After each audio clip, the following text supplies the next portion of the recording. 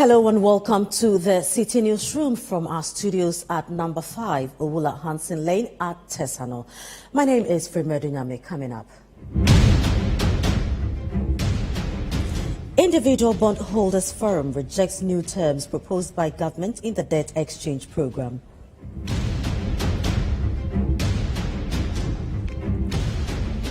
High Court in Tamale grants bail of 2 million Ghana cedis to 4 persons standing trial over procurement breaches at the Northern Development Authority.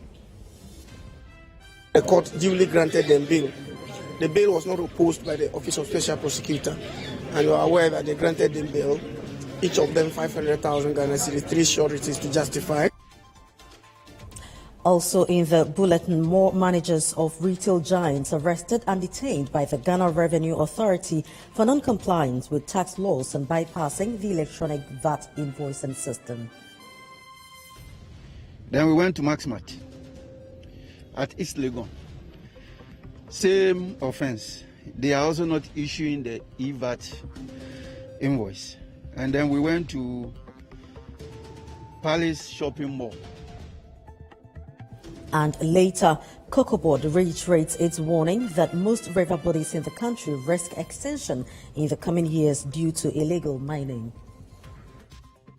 Ghana will have to be importing water to do everything, because the rivers will be no more.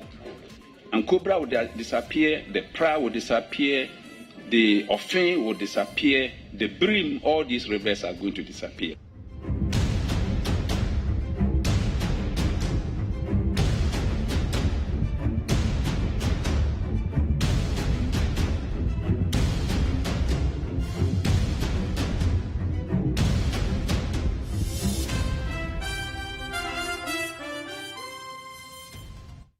Now, in our first story, the Individual Bondholders Forum has rejected new terms proposed by government in the debt exchange program. Now, government has once again extended the deadline for the exchange to February 7, 2023, proposing new terms to individual bondholders, organized labor and pension funds trustees.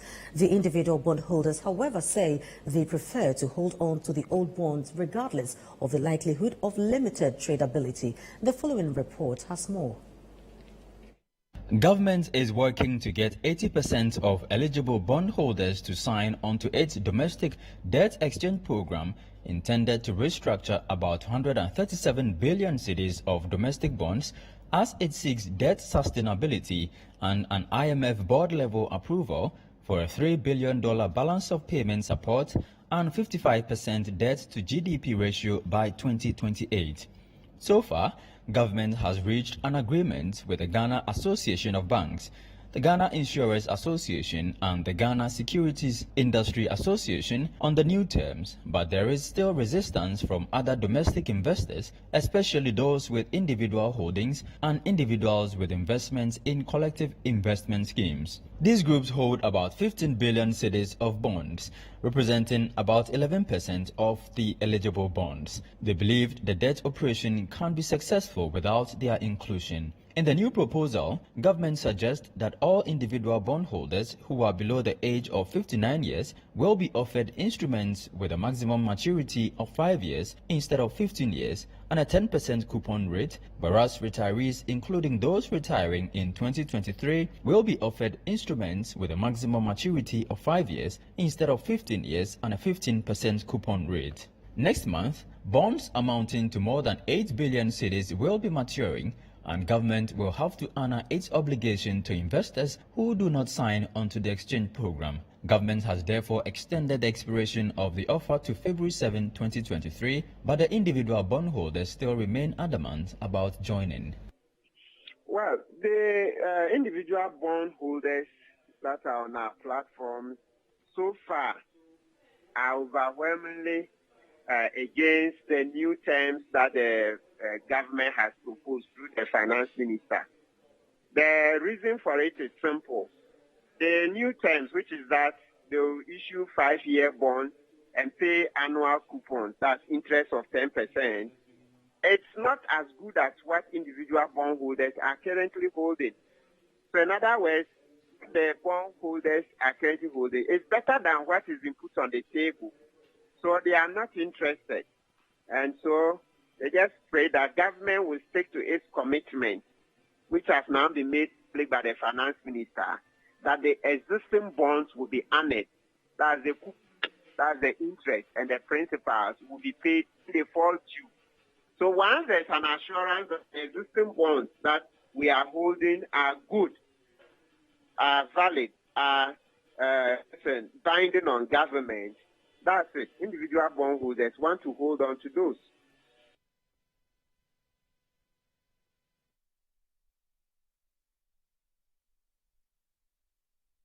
Managers of the East Legon branch of Maxmart Shopping Centre, Community 25 branch of Palace Shopping Mall and Second Cup Coffee Shop at Jowlu have been arrested and detained by the Ghana Revenue Authority for non-compliance with tax laws and bypassing the electronic VAT invoicing system. Now, the two experts and a Ghanaian manager from the three retail outlets will be facing prosecution in the coming days, according to the Area Enforcement Manager for Accra Central of the Ghana Revenue Authority. Now, Fred Duho was part of the task force and bring us more. We are currently before the Maxmart Shopping Center here at East Legon, where early in the morning we started from the Palace Mall at Community 25 in Tema. And the manager has since been arrested, including that of China Mall manager that was arrested yesterday. This exercise by GRA is basically to enforce compliance with their tax laws. And a number of shop owners have found some smart way of bypassing the electronic VAT invoicing system that is put in place to check the issuance of VAT tickets to customers per the item bought from their shops. And this, the GRA is hoping to clamp down and prosecute those offenders. We are arresting the manager here. The reason is that we did a test purchase to find your compliance level. You know, you don't issue the written receipt. You use the electronic one. Exactly. And then the investigation and the test purchase, we bought some goods from your outfit here. And the results indicate that you were duplicating the serial numbers, indicating that if you sell one product at S amount, then you sell about 5 products under the same serial number. So you account for only one. Are you getting me? Then the remaining product, you will not account to the authority how much you are sold. Listen, I get your point. Is it clear? Yeah, I get your point. That is our finding. I get your point. This is the manager of Maxmart at East Legon with the task force moving straight to the vehicle where he would be taken to the main GRA office and handed over to the CID to take charge and proceed with interactions and investigations. He would be basically prosecuted. We've come to the third location, which is Second Cup Coffee Company here at Jowlu. And the manager, who is the lady in the black top and down, is being escorted to the van to join the other two persons that were earlier on arrested by the task force. So this is basically the third location we've been in the day so far, and they are dealing with shop-specific centers. So, for instance, if you have branches at other places, they would deal with the exact shop or branch that is violating their tax laws. So, basically, you can see she's been escorted to the van. That we have 3 people in there, 2 white guys or 2 expats, and now 1 Ghanaian. What we are doing now is branch specific. So you could have the same company appearing almost every day because it's about a branch. If the branch is not doing as expected, then we pick up a manager of that particular branch. So today we went to Jowlu. That is a branch of Fresh First Limited. That is into bracket. They are the same people as Second Cup. And the offense is non-issuance of the electronic VAT invoice. Then we went to Maxmart at East Legon. Same offense. They are also not issuing the VAT invoice. And then we went to Palace Shopping Mall. they are duplicating the serial number. So you have maybe 3-4 invoices bearing the same serial number. So that is surely an offense. What it means is that even if any of the receipts should be reported at our end, it will only be just one. The rest will not be captured by our system. So they are shortchanging us, and it's a crime. What happens is that once you are arrested, we take your statement, then somebody will come in and bail you. Then we will continue with our investigations, but we are looking forward to a speedy, a trial. So we are trying to put our dockets together as early as possible so that we can take them to court. We are looking at a maximum of 1,500 penalty units. That is the maximum you could go. That is if there was no assessment to it. And then we are also looking at an imprisonment not more than 5 years, or a combination of both. But then if we are able to establish the taxes payable, then the penalty will be 3 times that assessment. Because we all started this program together, and it started 1st of October. The do's and don'ts are there. We are not supposed to do this. We are supposed to issue only Commissioner General certified receipts. We have asked them to write their statement. Their lawyers come and then they explain whatever happened. If they are clear to go, they will go. The person is perpetuating a crime, you say we should caution them.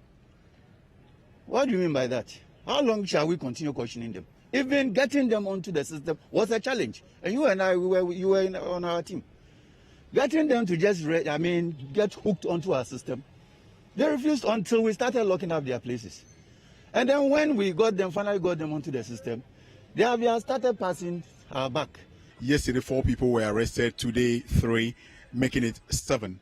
And according to the team lead, this exercise would continue until all those who are bypassing the system are arrested and made to face prosecution. My name is Fred Duo, reporting for Citi News. The High Court sitting in Tamale has granted bail of 2 million Ghana cedis with 3 sureties each to the 4 accused persons standing trial in the case of the Northern Development Authority NDA procurement breaches revealed in the Special Prosecutor's investigative report. Now, Northern Regional Correspondent Dinah Ngwan was in court and comes through with this report. The defendants were charged on 6 counts, including a joint count of conspiracy to commit the criminal offense of directly or indirectly influencing the procurement process to obtain unfair advantage in the award of a procurement. The accused persons, namely Sumaila Abdurrahman, the NDA CEO, and 2 of his deputies, Stephen Yeru and Patrick Seidu, and the CEO of A&Q's consortium, Andrew Kudari, all pleaded not guilty to the charges. The counsel for the defendants in their opening prayed the court for a bail. Even though the prosecution did not oppose the bail, she prayed the court to seize the passports of the accused persons. However, the first accused, the CEO of NDA, has been barred from traveling outside Ghana until he produces his passport after 2 weeks. Secondly, the accused persons are to justify the bail conditions by providing documents covering landed properties worth 500,000 cedis each at the registry, with an undertaking that such properties are free from challenges. The counsel for the second and third accused spoke to the media after proceeding. It was a very friendly atmosphere. The Special Prosecutor's Office was represented by the deputy, and different lawyers represented the different clients. That's the 4 accused persons. So as you are very much aware, in open court, when the charges were read, there were 6 charges leveled against the 4 persons. And when the charges were read, all of them pleaded not guilty. And so everything has fallen in issue for trial to determine their guilt or otherwise. Now, having read the charges and having pleaded not guilty, and again the facts having been read, the court gave us the opportunity to make a submission for bail, which the lawyers agreed I should do so on their behalf, and I did. And the court duly granted them bail. The bail was not opposed by the Office of Special Prosecutor, and you are aware that they granted them bail, each of them 500,000 Ghana cedis, 3 sureties to justify. and then they should deposit their passports. The case has been adjourned to 28th for case management, and thereafter the judge says that every week we're going to have 3 days of hearing for an expeditious trial so that we can determine the issues effectively. I think that is the best thing that he has actually stated. That's what all of us are looking for. The accused persons are going to be living with this, either at their websites or at home, that every day they're thinking about going to court and etc. And so if there's an expeditious determination to establish either their guilt or innocence, then the matter is effectively determined, and then everybody can go their way. So that is why I agree absolutely with the trial judge that there is a need for an expeditious trial on the matter. The criminal prosecution of the 4 follows a directive by the Office of the Special Prosecutor after an investigation was conducted into suspected corruption and corruption-related offences at the Northern Development Authority. This was in relation to a contract awarded to a consultancy company, A&Q Consortiums, under the Infrastructure for Poverty Eradication Program. The complaint, which was filed by a private legal practitioner, Martin Pebu, accused the Chief Executive Officer of NDA, Smaila Abdurrahman, and 2 of his deputies of procurement breaches. The report by the OSP revealed that the actions of the 4 directly and indirectly influenced the procurement breaches. The report added that the initial contract sum of 5,720,000 cedis was illegally increased by 4,680,000 cedis, amounting to a total of 10,400,000 cedis without following the due process. Court has adjourned the case to February 28 for case management to commence. From Tamale, I am Dinah Ngwan for Citi News.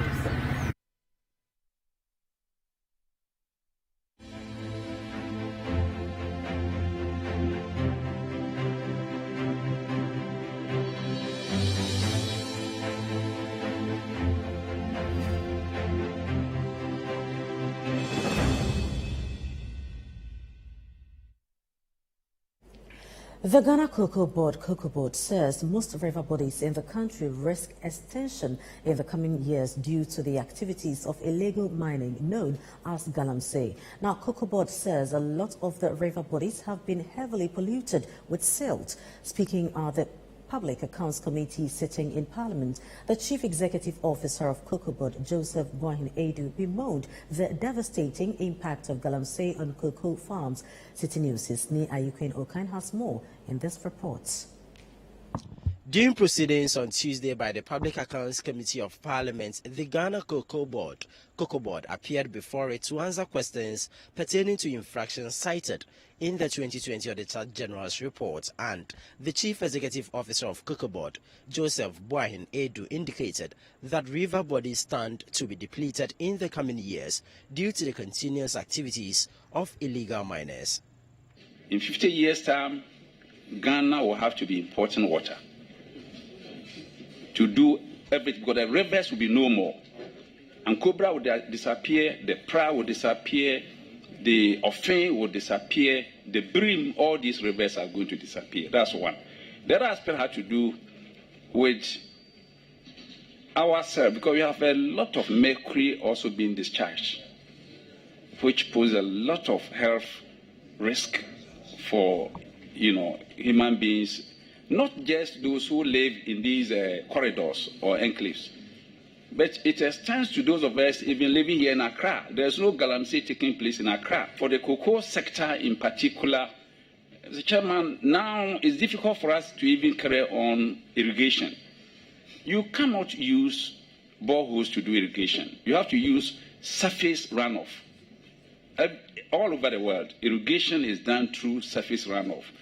But all these rivers are polluted, they are contaminated, so that you cannot use such waters. And cocoa farmers now have to, transport water from their homes to the farms.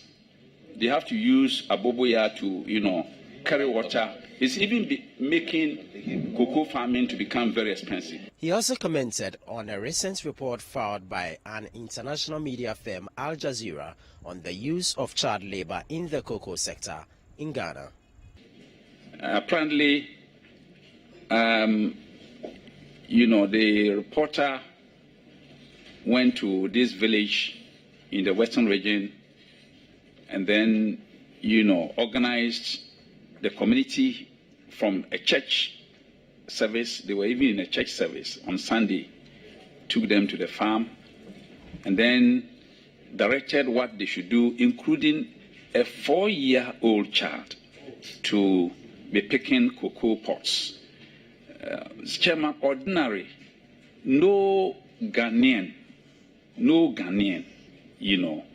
what his or her sort will allow a 4-year-old child to go and work on a cocoa farm. And this is exactly what, and also on a Sunday, this is exactly what Al Jazeera, broadcast to the whole world for a whole day on hourly basis.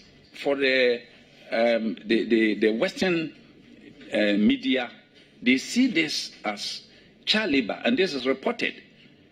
When any child is using a cutlass, a knife, even for peeling the plantain or for peeling yam or cassava, that's also exposing this child to hazardous work. And these are the kind of things that they are reporting. Ignorant about our cultural values. And some of our own people have bought into this. And they are rather championing these negative reporting at the international media. We think, at the end of the day, it is not cocoa board. It is about the image of Ghana's cocoa that is being destroyed. And when that is done, you go to the market, the traders are not prepared to touch Ghana cocoa. And then it means that then if nobody is buying, the price will have to go down. So it has its own, apart from the collateral damage that is exacting on the industry, it has wider ramification in terms of price and then what we can give to our farmers and all that. Reporting from Parliament, my name is Ni Ayukwe Okain for Citi News.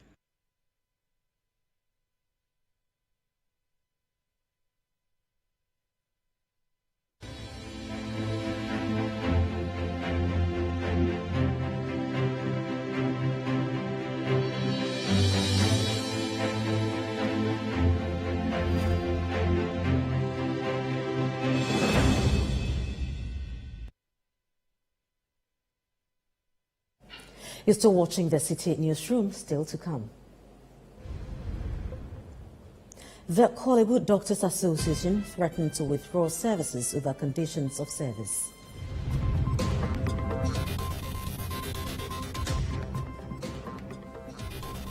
We have the details coming up shortly. Do stay.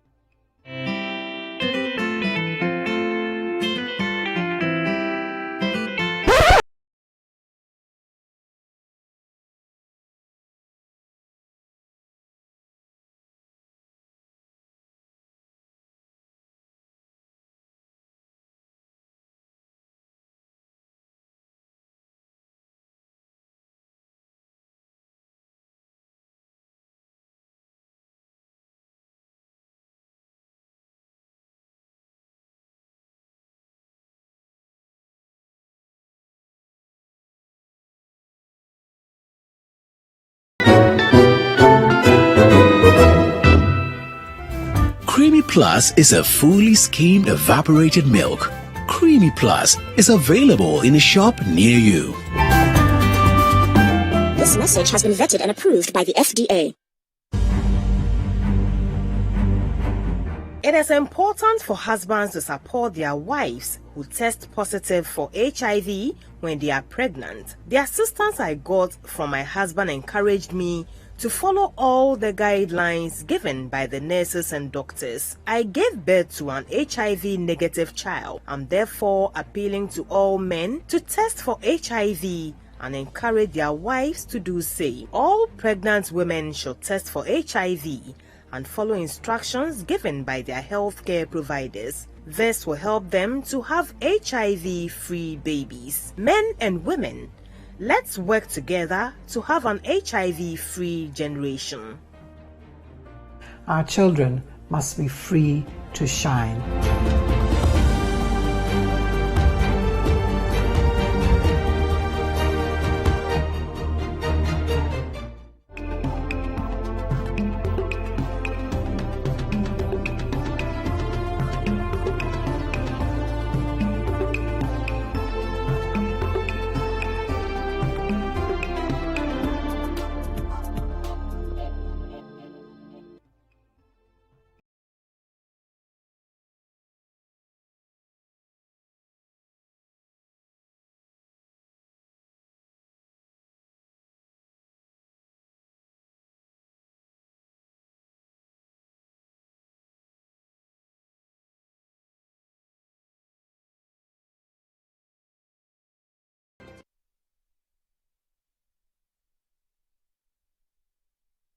Hello again. The Kolebu Doctors Association has threatened to withdraw services of outpatient department from next Monday due to management's failure to meet the agreed deadline on a memorandum of understanding between the Ghana Medical Association and the Ministry of Health regarding payment of their 13th month salary. Now, in December 2022, the Kolebu Doctors Association in a letter told Kolebu management not to make any unilateral payment of 25% of their arrears unless clear timelines for payment had been agreed upon. Now, they also failed to meet a January 27 deadline to revert with timelines for the settlement of the outstanding arrears. Chairman of the association, Dr. Frank Owusu-Setre, says he hopes management resolves the situation soon to avert an escalation of the strike. We had a meeting on the 29th of Sunday, and the consensus was that, no, I don't think people, management was taking that serious. So there's a need, therefore, for us to tell them that we also mean business. So let's come out with a roadmap, of course. Our plan is not to punish anybody. So we've given 1 week. If really they want us to be able to clear this, there's no reason why it should go beyond this 1 week. All we are saying is that you can pay 25% now. Fine. Give us the timelines for the payment of the other so that we can take you on. But you can't just be silent. I think take it or leave it. Leave it 25%. And that's it. This is our conditions of service. You just can't vary our conditions of service to the last. And that is why we are where we are. To be fair to management, I don't think they've had enough time to even look at it to reply. We are hoping that within the week, we should be able to, I mean, we are a bunch of reasonable people. Why can't we sit and then come out with a consensus instead of, what we are witnessing? I'm really embarrassed about the fact that this is being discussed in the media. I am hoping after the 1 week, we will be able to say we've reached a consensus, so there's no need to move on.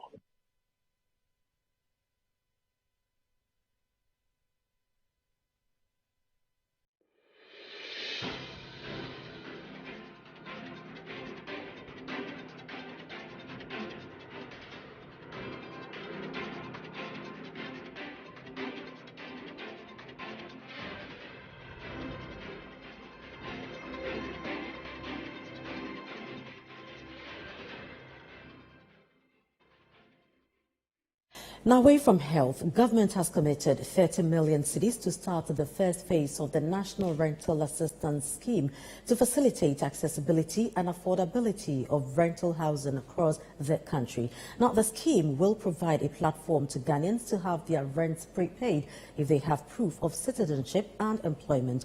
The following report by Daniel Ojo-Mensah has more. Rental housing in Ghana has been an increasing trend for the past 2 decades.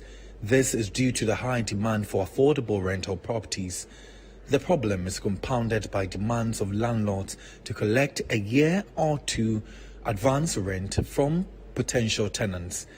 Research has revealed that only 5% of Ghana's population can acquire their own homes without any form of assistance, with 60% requiring support from the state, while 35% will acquire additional support before they can have access to housing. To be eligible for the National Rental Assistance Scheme, the government has indicated that the applicant must be a Ghanaian. who possesses a valid Ghana card must be 18 years and above and show proof of employment and earned income. Speaking at an event to launch the scheme in Accra, the Vice President, Dr. Mahmoud Bawumia, indicated that a government will soon roll out the initiative nationwide following a pilot program in some 6 regions. Expression in our 2020 manifesto and subsequently the national budget. And we therefore are here today for a rolling out of this national rent assistance scheme. The scheme's implementation will initially commence in 5 regions: Greater Accra, Ashanti, Western, Eastern, and Bono East regions. As the Minister for Works and Housing has said, these were chosen based on the basis of where the most pressure on rent advance is. But the scheme will be rolled out to all 16 regions of Ghana in due course. In partnership with the private sector, and this is one of the novelties of this scheme, because government is working in partnership with the private sector. The scheme will provide low interest loans to eligible Ghanaians to enable them pay rent in advance. These loans will be repaid monthly to match the tenor of the rent and will be supported by a bank guarantee in this case to ensure sustainability. Meanwhile, the Minister for Works and Housing, Francis Asenso-Boakye, indicated that the government has committed 30 million Ghana cedis to start the first phase of the scheme. Your Excellency, distinguished ladies and gentlemen, as the sector ministry in charge of housing, we are committed to gradually addressing the various challenges that confront the housing sector in the country, and the National Rental Assistance Scheme is one of such vehicles with which we can adequately respond to the challenges through public policy making and program development. Government has therefore made a commitment of 30 million Ghana cedis to implement this scheme. The Minister of Employment and Labour Relations, Ignatius Bafo-Obua, explained the need to factor pensioners in the scheme. One other area within my sector, which perhaps sometimes we ignore, but which is equally important when it comes to some of these considerations, are pensioners. You commit your time, your working time to your workspace, and then after completing service, you are supposed to go and retire. And one of the major preoccupations of would-be pensioners is where are we going to live? And how are we going to afford that? And these are people who are very vulnerable because, one, they are not even in stronger situations. You don't have anybody advocating for them. So if they are in difficulty, there is nobody to speak for them. The Secretary General of the National Tenants Union of Ghana, Frederick Opoku, said that the initiative will bring relief to the youth and young graduates who are in need of rental housing opportunities. We are happy people today, Your Excellency, because the implementation of the scheme will bring relief to young graduates and tenants in general, and as well enhance the security of tenure in rental accommodation by the beneficiaries. We believe that such good initiatives must include the creation of a stronger consumer regulation regime for rental housing. Now in some other news, refugees living in the Boko West district of the Upper East region are appealing to the government and humanitarian organizations to assist them with basic necessities of life until they are able to return to their country. The over 3,000 refugees from neighboring Burkina Faso have been forced out of their country by activities of violent extremists and are thus seeking support to cater for their families. Citi News' Upper East regional correspondent Frederick Awuni has more in this report.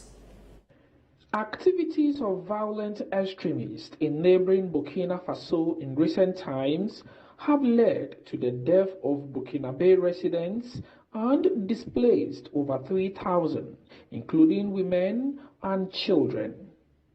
These refugees have sought asylum in Sapeliga in the Boku West district of the Upper East region. Housed in these refugees are exposed to health hazards, poor shelter, and depend solely on donated foodstuff from local residents or non-governmental organizations. But the support they get is woefully inadequate to meet their daily needs. Some of the refugees share with Citi News how they came into Ghana.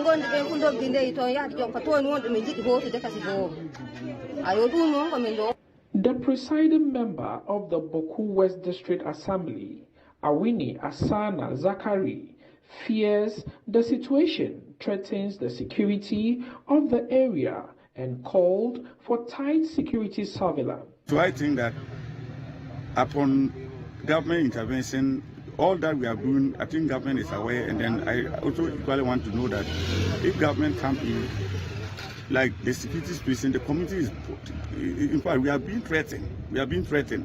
So despite the number of security personnel on ground, we are still not satisfied. Some of the unapproved routes are still scary.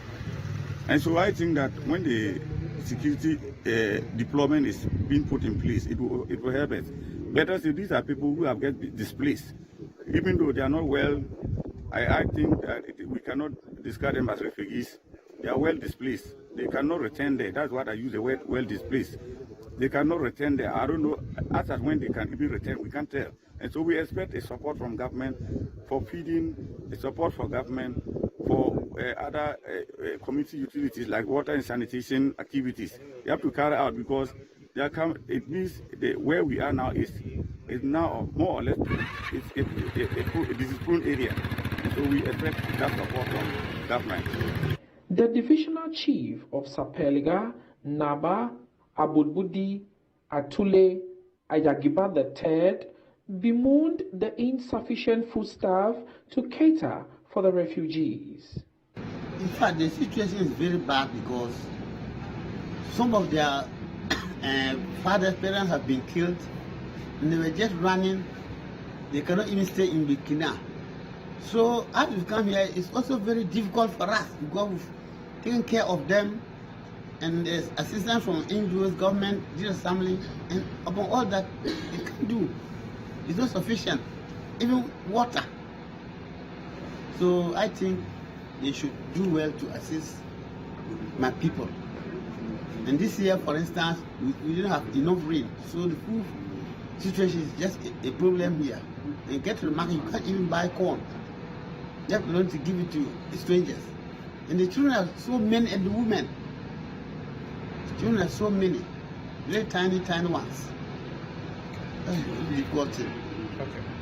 On the fact-finding mission to assess the refugee situation at Sapeliga, Upper East Regional Director for the National Commission for Civic Education, NCCE, Mawuli Agbenu, wants government and humanitarian organizations to assist the refugees with their basic needs and integrate with their relatives in Ghana. Situation is dire. You can see that they are living in a very, very deplorable situation over here. We are told that most of them have also moved deeper into Ghana. They have relations in Ghana that they have moved away from here to visit them. We have spoken to some of them over here. They also claim that they have people that are in the country and they would like to move away from here to that place. All they need is the support for them to be able to move away from here. In fact, that it has stretched the welfare system in the Sapeliga village. You and I were with the chief a few minutes ago. Some of them are doing their widow's mite to help them to cook. If you look at what they are eating, you can see the food. Very, very bad. They are living in very, very deplorable situations. Some of them are sick. They are sleeping in the room. They need medical attention and all that. So we just call on the support services and all the organizations that can bring help here. We are told that NADMO has been here once, but we think that they can come and do better than that. We are also pleading with CSOs and NGOs who can come around and help these people. But according to them, the help that they need is to travel from here to their people, and I think that would be the best thing for them. But I must seize this opportunity to thank the people of Sapele. The spillover of violent extremism from neighboring Burkina Faso is negatively affecting their residents here who have sought asylum in the Sapeliga area of the Boku West district. They are, however, overwhelmed with foodstuff and access to quality healthcare services.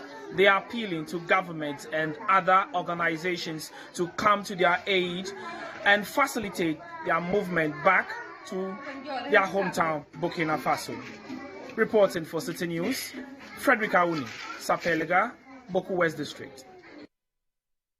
This is the Citi Newsroom. I'm Frima Edunyame. Still to come. Residents of Teshi Mobile raise safety concerns with construction works ongoing at the Teshi-Laskala Link Road.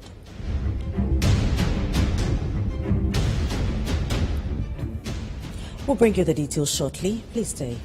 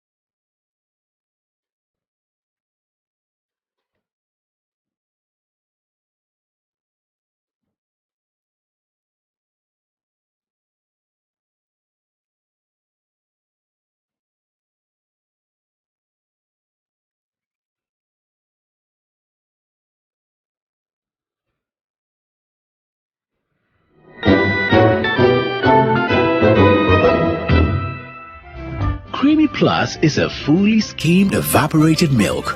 Creamy Plus is available in a shop near you. This message has been vetted and approved by the FDA. Finally, anyone can become a house owner. Oh, wow. Yeah. You Go Flip, a real estate gaming platform that allows you to play and stand a chance of winning a house or cash or consolidated funds, such as savings towards a house. Simple and easy to play. Visit www.yougoflip.com. Buy a ticket to enter the game. Wait for the end of the game to enjoy the win. Anyone can win. Flip it or own it. You Go Flip. This advertisement has been vetted and approved by the Gaming Commission of Ghana. Play responsibly, not for persons below 18 years, and gaming can be addictive.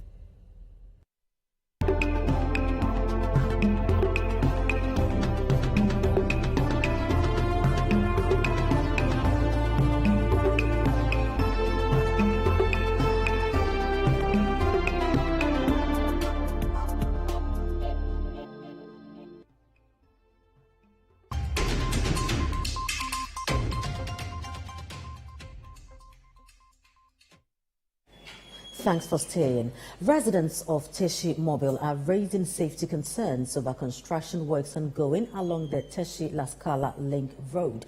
Now, the residents say the drainage system under construction has become dangerous as some persons have fallen into the dugout and injured themselves in the process.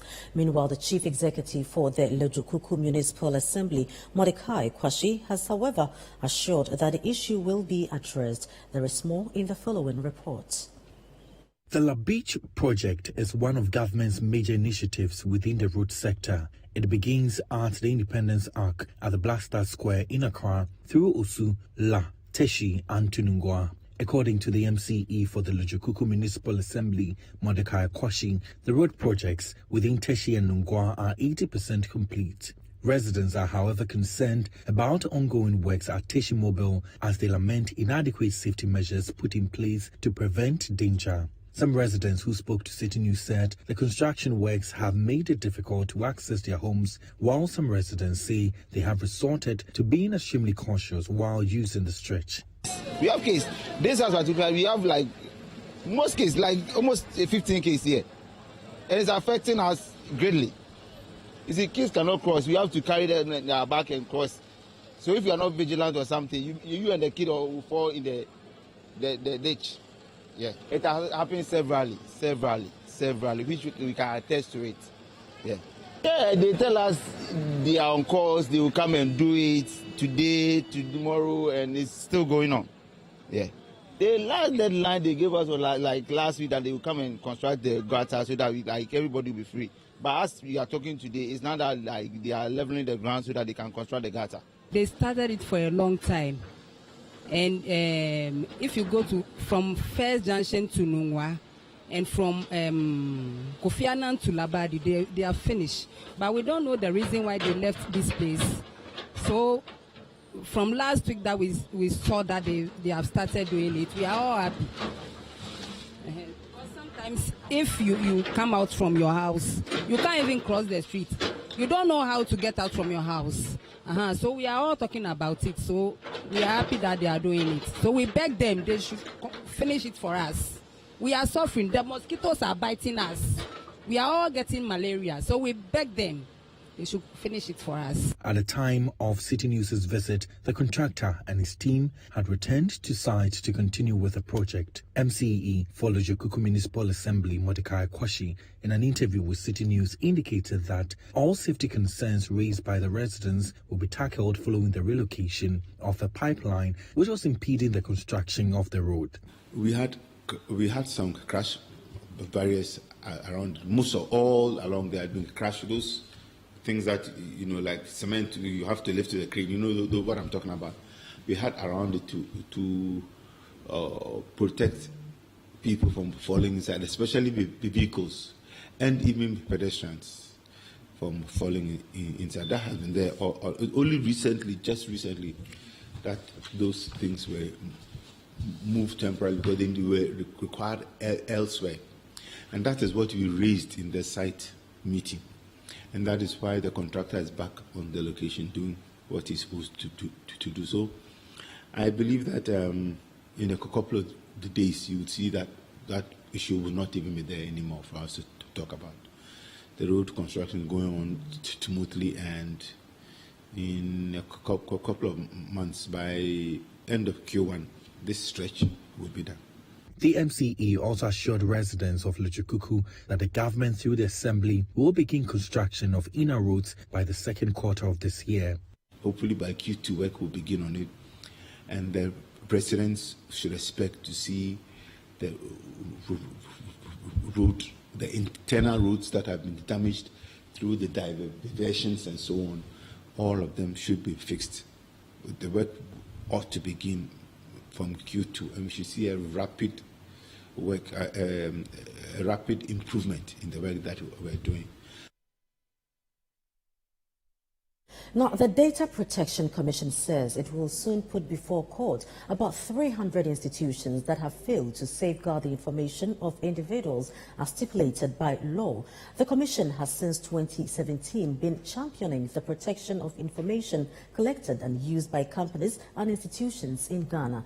However, the Commission says compliance with the Data Protection Act has been low. Citi News' Kennedy Chumesi has more in this report. Ghana in the past 4 years has been implementing policies that seek to digitize the economy. The likes of electronic mobile money transaction, electronic passport, among others, all fall under such initiatives. However, these electronic platforms require information or data of applicants to run the service. But how are details of clients safeguarded? According to the Data Protection Act 843, the what, how and where information of clients are used must be privatized. At times, if the protection of clients' information is not protected, unscrupulous individuals can capitalize on the situation to harm clients. To complement the efforts of the Commission, the Ministry of Communications and Digitalization has disclosed that plans are far advanced in developing a national data governance strategy to safeguard personal information of individuals. To ensure that we are able to be prepared and structured in how we treat our data, we are collaborating with the Data Protection Commission to develop a national data governance strategy to serve as a framework by which we would collect, access, use, store and share digitized data. The development of our national data governance strategy will be aligned with the Regional Data Governance Strategy project by Smart Africa Alliance. Additionally, the Data Protection Commission would develop our national artificial intelligence and the ethical use of artificial intelligence strategies. The Data Protection Commission is also pushing for prosecution of companies who fail to adhere to the directive. The Commission says about 3,000 institutions have so far failed to ensure the privacy of clients' data is encrypted. When we have trained them, we've trained over 1,000 data protection practitioners so far. And from experience, we realize that we train them, we satisfy them, they pass the exam, they go back into their institution, and then they are not used. They are ignored. When they write their reports, they don't take it. The senior executive don't look at it. If you do that, first, it's a waste of your investment. Secondly, you are setting yourself up for complaints and for breaches and for potential prosecution if things go wrong. So use the people we have. We give them so much information.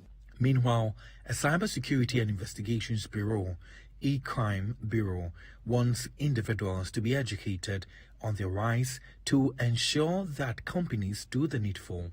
We need to find a way to break it down for people that are on the streets, that also hold information, that also collecting information, that are transmitting information and storing. So that, the language barrier in terms of we transmitting the knowledge will not really sit at the top, but it can also trickle down to people that are actively and daily involved in using data. So corporate-wise, yes, we need to fine-tune things. We need to do the assessments. We need to find out the people that are processing information on behalf of the data controller.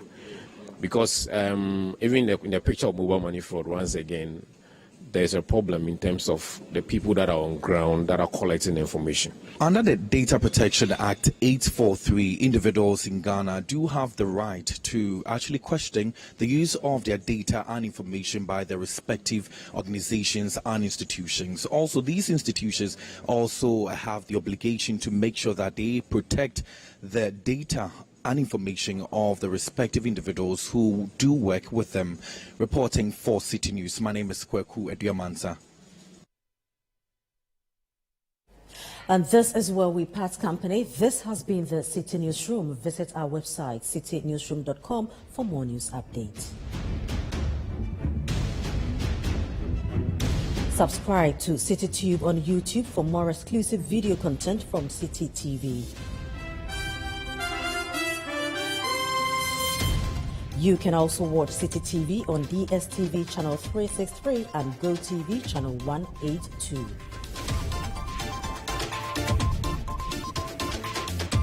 Many thanks for your time. I'm Frema Edunami.